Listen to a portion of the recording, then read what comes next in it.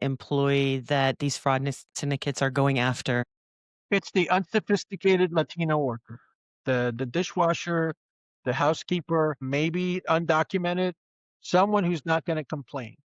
Go to Okay. this place and do your MRI. Go to this place and do your CT scan. Go to this place and do your sleep study. And I just, "Okay, I'll show up."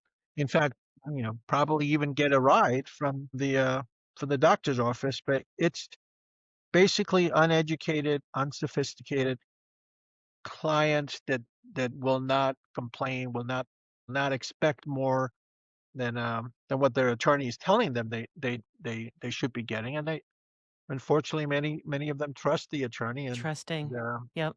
and that's not good. I had one interpreter tell me the client was questioning her about a low ball settlement, and the interpreter went to the LA attorney and says, "Well, he's kind of, not happy with this," and the LA attorney said, "Screw him, he's just a stupid Mexican. Just have him sign it." And I'm like, Oh, "Okay," that kills me. you know? Ugh. That's where you take the gloves off and you start going after these people because they don't have El Pueblo in mind. They don't have the community in mind. They Right. just have their own pocketbook in mind, and that's that part. No, I was talking to this. I was investigating a clinic in San Diego, and one applicant attorney said, "Hey, do you want to talk to my client? He was wrapped up into one of these fraud schemes, and he's got a few things to say." And I said, "Sure." So I met with him. Really nice guy. He lives in Tijuana, Mexico. Just south of the border from San Diego.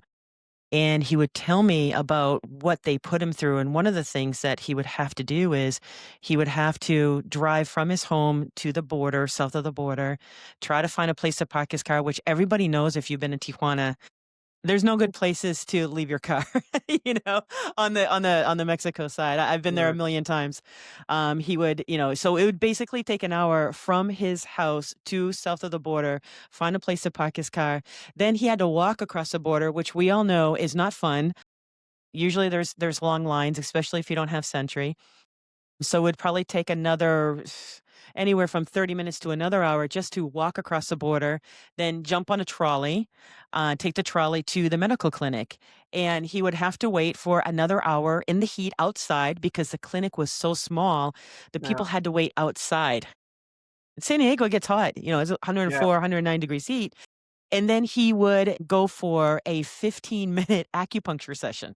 yeah. And that was it. And then he would See you go, he'd tomorrow. have to take the trolley, go back over the border. I mean, this turned into like a 4-hour event 3 days a week for this guy for a 15-minute acupuncture session that it wasn't even helping. Like, the acupuncturist wasn't even doing the right thing and treating the Yeah, right body parts and that sort of thing. So that's a whole nother issue, right? And I asked him, I said, "Well, why did you do it?" He said, "Because they told me I had to." yeah, It's like they hold the settlement over their heads like a carrot and say, "Hey, we're gonna get you $50,000." And that's kind of like what the amount that they like to promise is the $15,000, like, or 50, sorry, $50,000. Just keep going to this acupuncturist, keep spending 4 hours, 3 times a week. I mean, this guy was worn out just trying to go to this acupuncture session. and they probably didn't tell him that he can get mileage for that.